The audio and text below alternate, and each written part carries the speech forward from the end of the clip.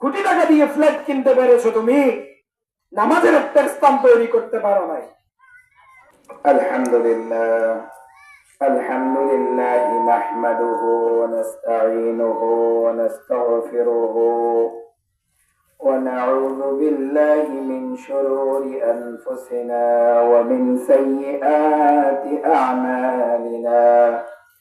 من يهده الله فلا مضل له ومن يضلله فلا هادي له، ونشهد أن سيدنا وحبيبنا وحبيب ربنا وطبيبنا وطبيب قلوبنا ومولانا محمد الذي أرسله بالحق بشيرا ونذيرا وداعيا إلى الله بإذنه وسراجا وقمرا منيرا.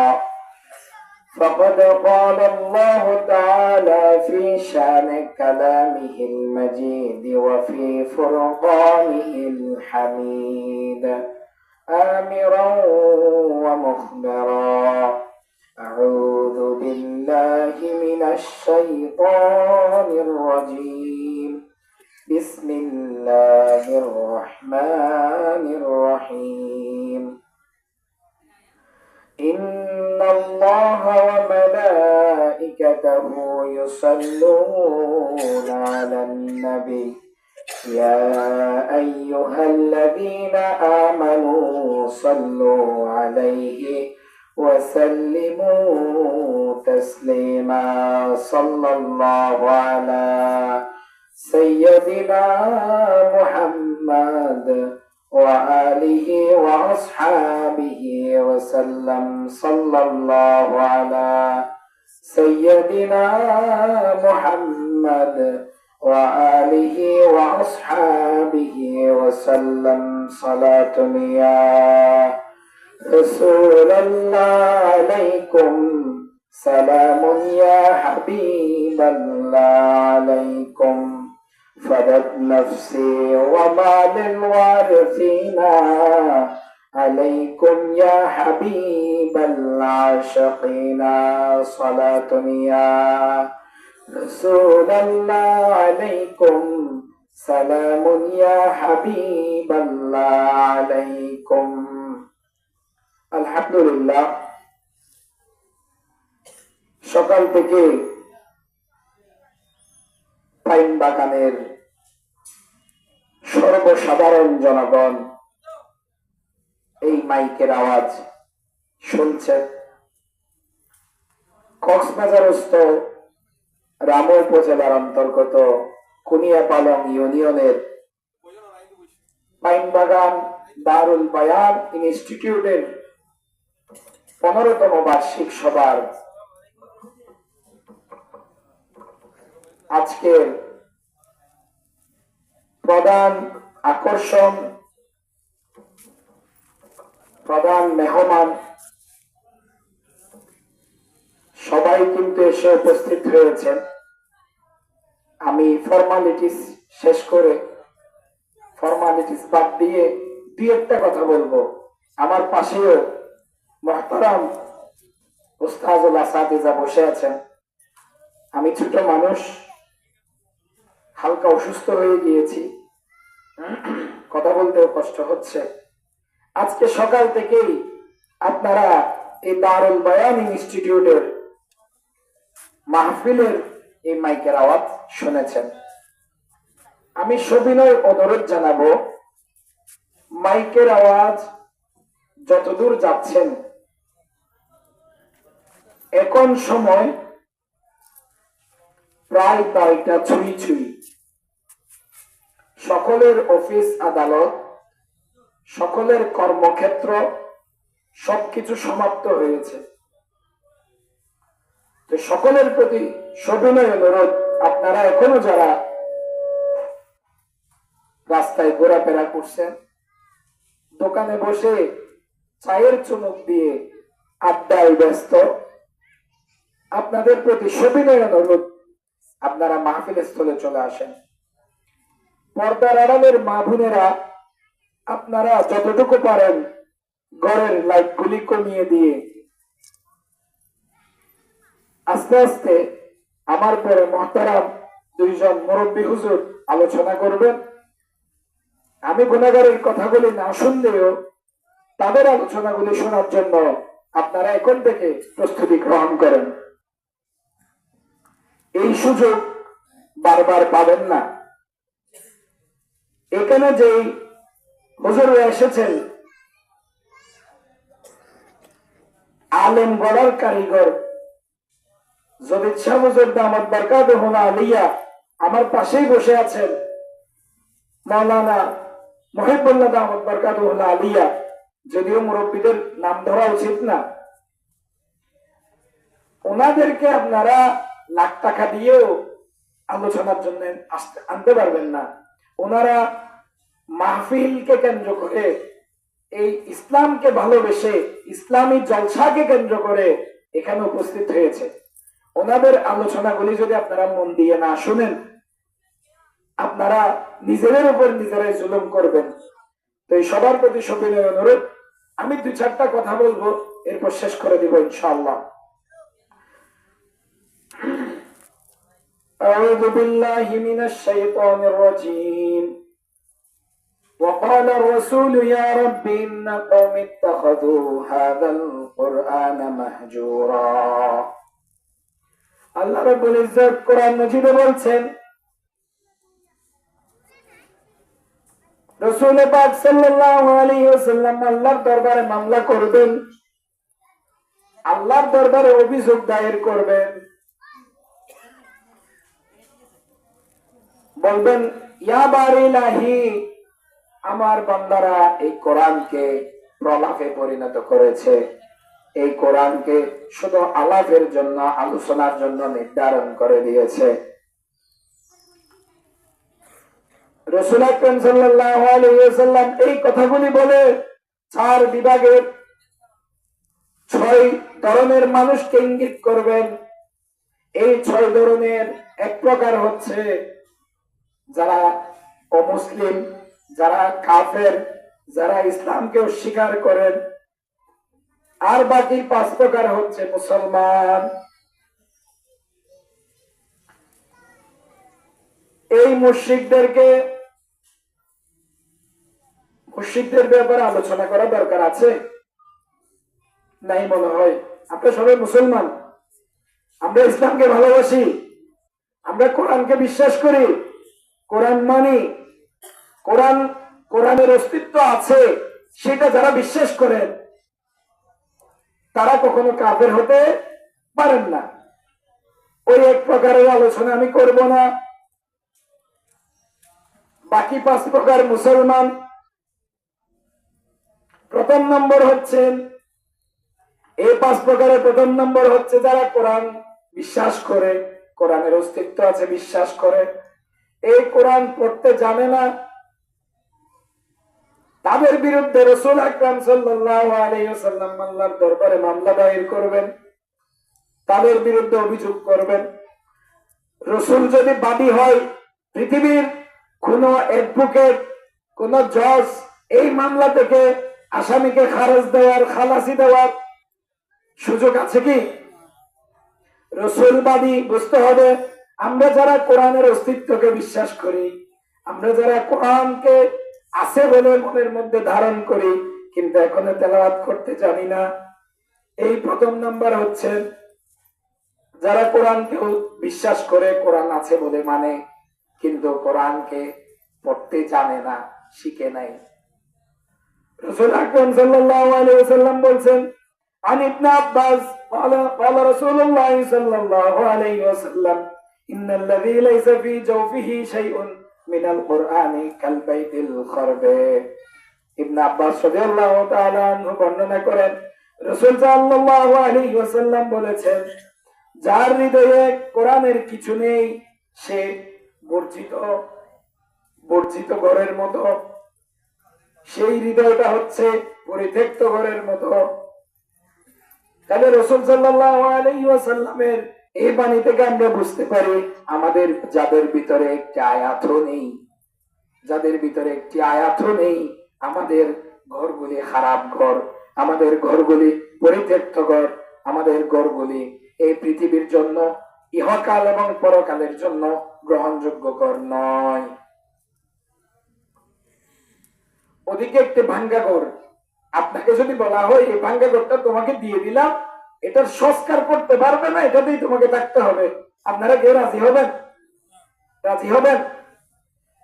তাহলে মুসলমান কিভাবে নিজের কলবকে পরিত্যক্ত ঘরের মতো করে আমরা লালন করছি? কিভাবে আমরা নিজের কলবকে পরিত্যক্ত ঘর জানা সত্ত্বেও আমরা সেটাকেই লালন করছি, সংস্কারের কোনো চিন্তা করছি না। শুধু এতটুকু একটি উদাহরণ বুঝে নেন। বর্তমান ডক্টর ইউনূস, উনি যদি একটি চিঠি পাঠান, যদি খবর দেওয়া হয় পাইন বাগান স্টেশনে ওনার চিঠিটা পাঠ করা হবে, সবাই শোনার জন্য চলে আসবেন। কারণ প্রধান যিনি আছেন দেশে, উনি পাঠিয়েছে, প্রধানমন্ত্রী পাঠিয়েছে, প্রধান উপদেষ্টা পাঠিয়েছে। এই চিঠিটা আমরা সবাই পড়বো কিনা? সবাই চাইবো একটু পড়ার জন্য। একটু চিন্তা করি, যেই বার ইলাহি আমাদেরকে নিঃশ্বাস নেওয়ার সুযোগ দিয়েছে, যেই বার ইলাহি আমাদেরকে অক্সিজেনের ব্যবস্থা করেছেন, যেই বার ইলাহি আমরা দুঃসময়ে দুরবস্থায় রিজিকের ব্যবস্থা করেন, কেউ আছেন না খেয়েছিলেন? কিন্তু এখানে আমরা সকলের ভিতরে কখনো না কখনো অভাবের মধ্যে ছিলাম, আমরা কোনো না কোনো অবস্থায় থেকে গিয়েছিলাম, কিন্তু আমাদের রিজিক বন্ধ হয়নি। রিজিক দেওয়ার মালিককে, এই আল্লাহর কোরআন আমাদেরকে শিখতে হবে না? তাহলে হেফসখানা থেকে ফোলাবেন পালাই যায় কেন? আপনার আমার সন্তান এটা হেফসখানা থেকে চলে যাচ্ছে, কেন চলে যাচ্ছে? আমি ঘরের মধ্যে আমার বাচ্চাটা হেফসখানায় থাকার পরিবেশ তৈরি করি নাই। এই ছেলে আমাকে কখনো নামাজ পড়তে দেখে নাই, এই ছেলে আমাকে কখনো কোরআন তেলাওয়াত করতে দেখে নাই, এই ছেলে কিভাবে হেফসখানায় এসে থাকবে?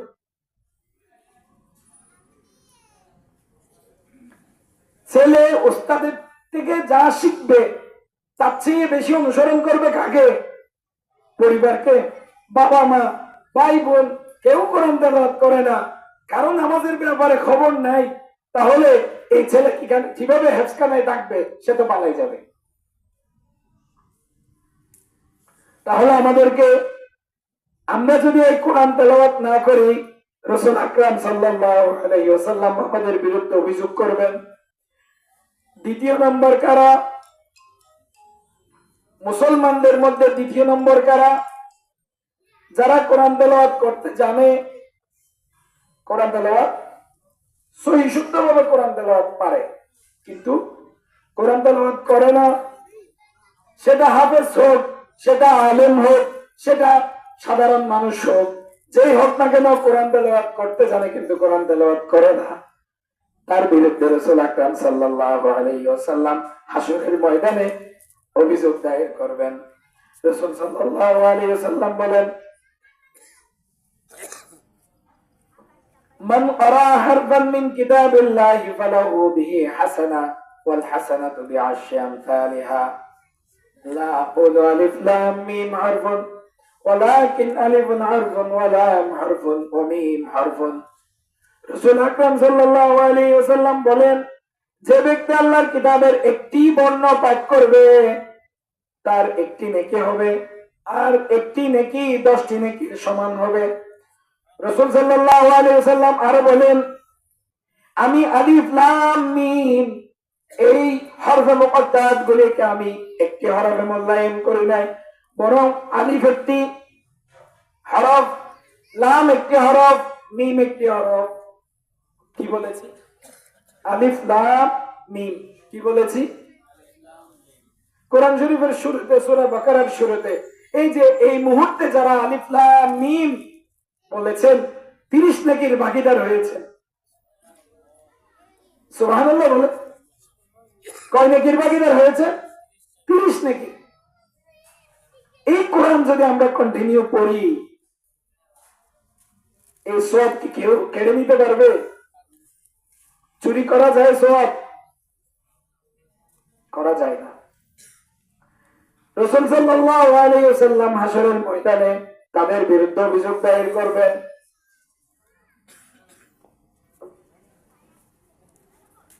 যারা এই কোরআন তেলাওয়াত করে না, সে যদি হাফেজও হয়, সে যদি আলেমও হয়, সাধারণ জনগণ তো আছেই, হাসরের ময়দানে রাসূল আকরাম সাল্লাল্লাহু আলাইহি ওয়াসাল্লামের এই মামলা থেকে পার পাবে না। তাহলে আজকে থেকে আমাদেরকে কোরআন তেলাওয়াত করতে হবে। যদি বলেন হুজুর আমি তো ছোটকালে পড়েছিলাম, আমি ভুলে গিয়েছি,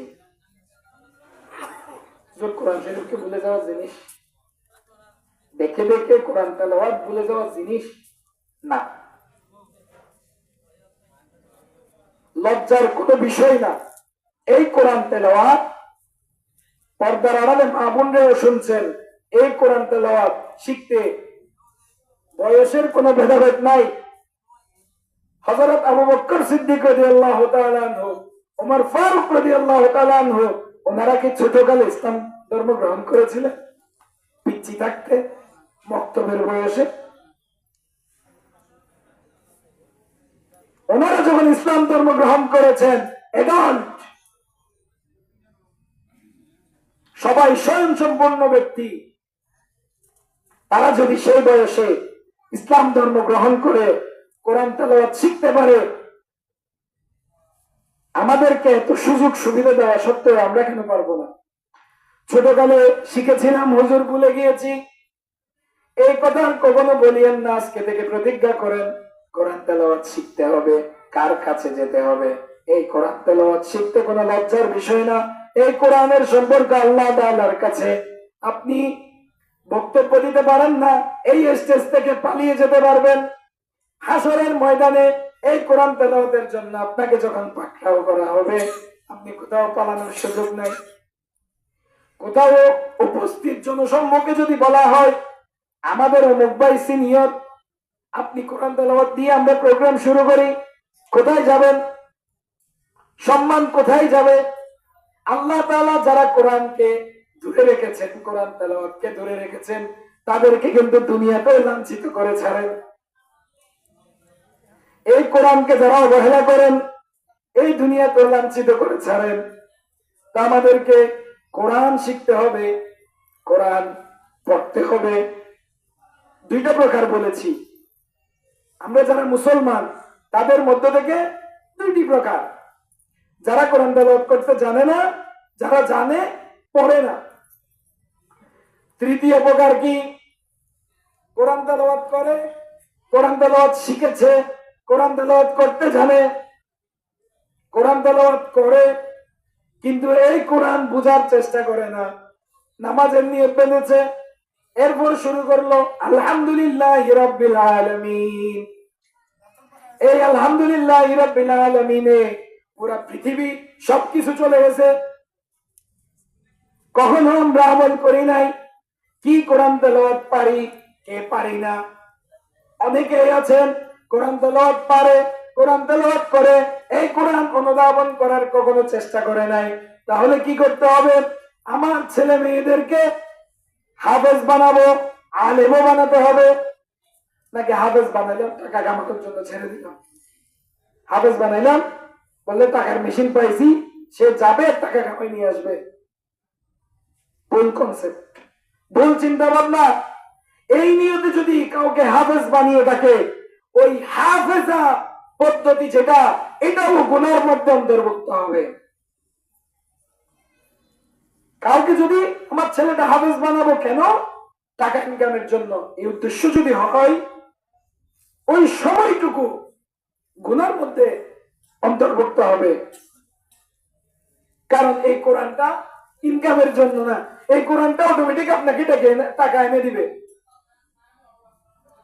এই যে আমার পাশে হুজুর বসে আছেন, এই কোরআনকে বিক্রি করে হুজুর থেকে টাকা কামাইতে হয় না। হুজুর হয়েছেন, আল্লাহ তাআলা এমন মর্তবা দিয়েছেন, মহাব্বত করে মানুষজন টাকা এমনিতে এনে দিয়ে দিচ্ছে। আরো কি, একটা মাদ্রাসা পরিচালনা করতেছে, একটা মাদ্রাসা পরিচালনা করতেছে আল্লাহ রাব্বুল ইজ্জত। এই সবকিছুর বদৌলতে রিজিকের ফয়সালা কার হাতে? আল্লাহর হাতে। রিজিকের ফয়সালা কার হাতে? আল্লাহর হাতে। মনে হয় আমার কথা বুঝতেছেন না, আমার গলা ভাঙ্গা, এটা আমি আস্তে আস্তে অসুস্থ হয়ে গেছি। কথা না বুঝলে বলিয়েন, আমি প্রয়োজনে 2 লাইন কথা বলবো, এই 2 লাইন কিন্তু বুঝতে হবে। আমার পাশে মুরব্বী, আমি কথা বলতেছি অনেক ভয়ে ভয়ে, 2 লাইন কথা বলবে, 2 লাইন বুঝতে হবে ভাই। না বুঝে মাহফিল করে গেলাম,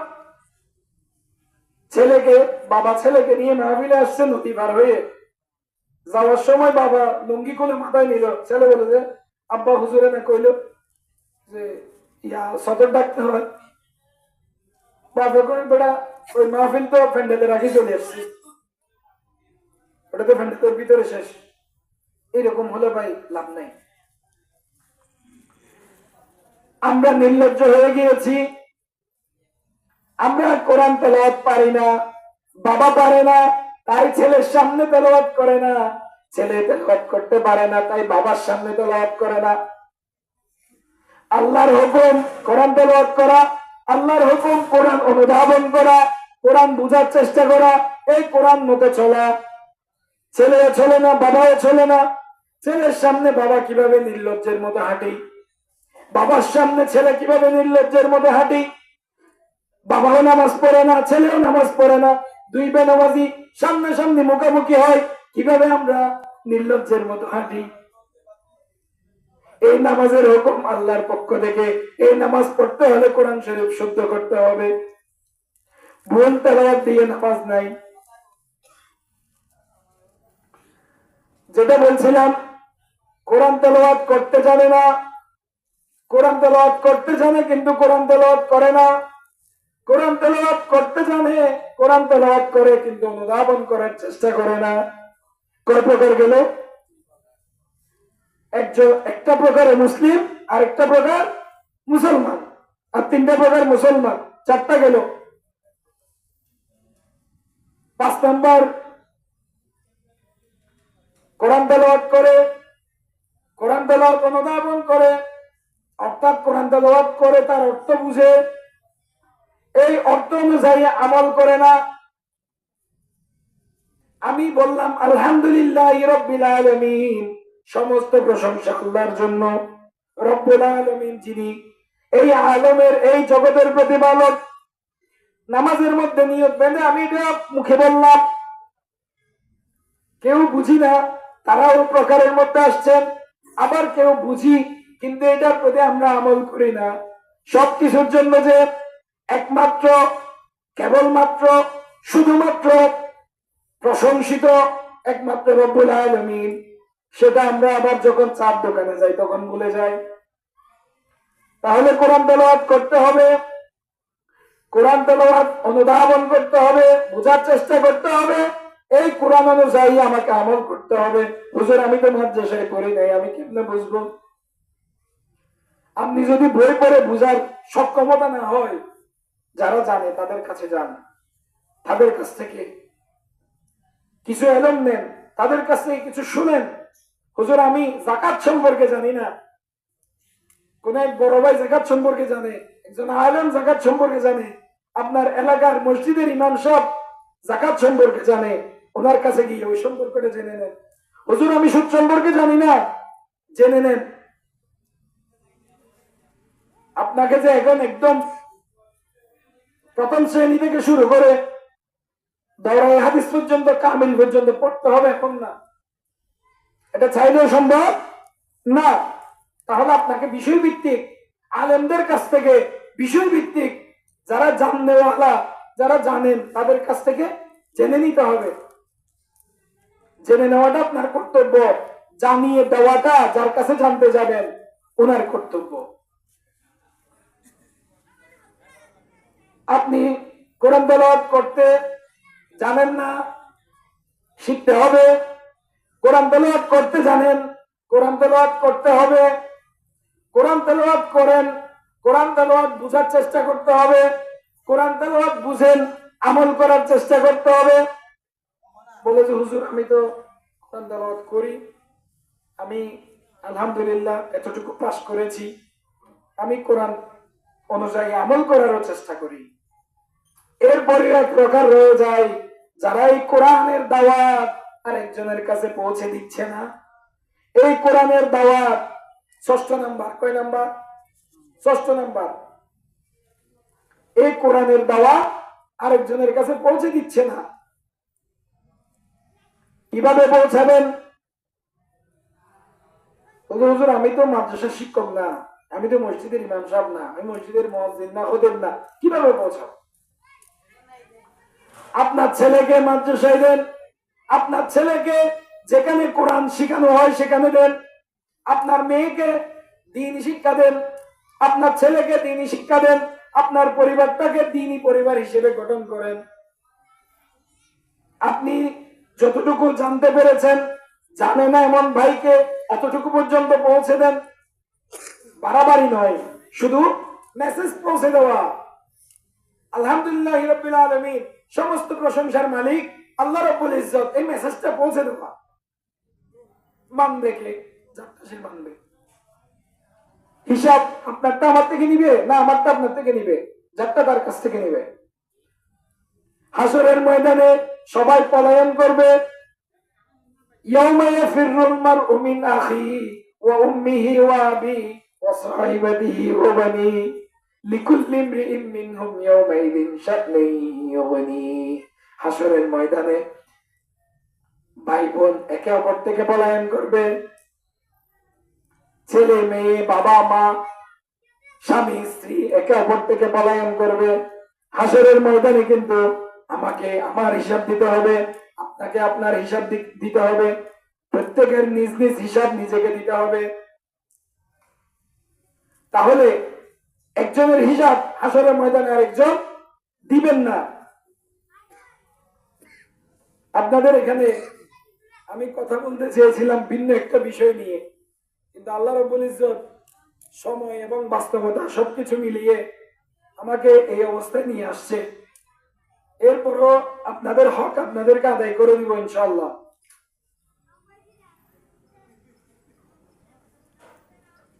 তাহলে আমরা 6 প্রকার মানুষ পেয়েছি। কয় প্রকার?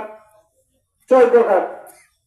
ওয়াজ অনেক শুনবেন, শীতকাল আসছে, ওয়াজ অনেক শুনবেন এবং হুজুররা জ্ঞান গর্ব আলোচনা করবেন। কোরআন হাদিসের আরো উদ্ধৃতি দিয়ে সুন্দরভাবে আপনাদেরকে বয়ান করবেন। আমি কয়টা পয়েন্ট বলেছি? কয়টা পয়েন্ট বলছি? 6টা। এই 6 ধরনের মানুষের বিরুদ্ধে আল্লাহ রাব্বুল ইজ্জতের দরবারে রাসূল আকরাম সাল্লাল্লাহু আলাইহি ওয়াসাল্লাম মামলা দায়ের করবেন। তাহলে আমাদের কোরআন তেলাওয়াত শুদ্ধ করা উচিত হবে কিনা? শুদ্ধ করতে হবে কিনা? কোরআন তেলাওয়াত শুদ্ধ করতে হবে, নিয়মিত কোরআন তেলাওয়াত করতে হবে কিনা? আমি শহরে থাকি, শহরের মানুষের সাথে আমার এক জায়গায় অমিল। কথায় কথায় আমি কোটি টাকা দিয়ে ফ্ল্যাট কিনতে পেরেছো, তুমি নামাজের একটা স্থান তৈরি করতে পারো নাই। এই কোটি টাকার ফ্ল্যাট দিনের কোনো কাজে আসতেছে না, দিনের কোনো কাজে আসতেছে না। কোটি টাকার ফ্ল্যাট কি হবে? এই কোটি টাকার ফ্ল্যাট কি হবে? যেই সম্পদ দিনের কাজে আসতেছে না, সেই সম্পদ মূল্যহীন। সেই সম্পদ কি? মূল্যহীন। আমার কথা কি বুঝতেছেন? আপনি কত সুন্দর একটি ঘর তৈরি করেছেন, এই ঘরে নামাজের একটা স্থান নাই। একটা মেহমান আসছে, মহিলা, সে নামাজ পড়ার জন্য জায়গা খুঁজে পাচ্ছে না, যাই নামাজ খুঁজতেছে, একে অপরের দিকে দেখে বলতেছে যাই নামাজটা কোথায়, যাই নামাজটা কোথায় যেন। তো আমি বিশ্বাস করি এই পাইন বাগান এলাকার প্রতিটি ঘরে ঘরে নামাজের স্থান আছে। মা বোনরা নিয়মিত নামাজ আদায় করে, যারা নামাজের প্রতি গাফেল তারা ইনশাআল্লাহ আজকে থেকে নামাজ আদায় করবে। তাহলে একটি বিষয় শুনে রাখেন, ফামা তানফাউহুম শাফাআতুশ শাফিঈন। ফামা তানফাউহুম শাফাআতুশ শাফিঈন, এখানে হুম হুজুররা বুঝবেন, এই হুম দিয়ে 4 ধরনের অপরাধের ব্যক্তিদেরকে সম্বোধন করা হয়েছে। কয় ধরনের? 4 ধরনের।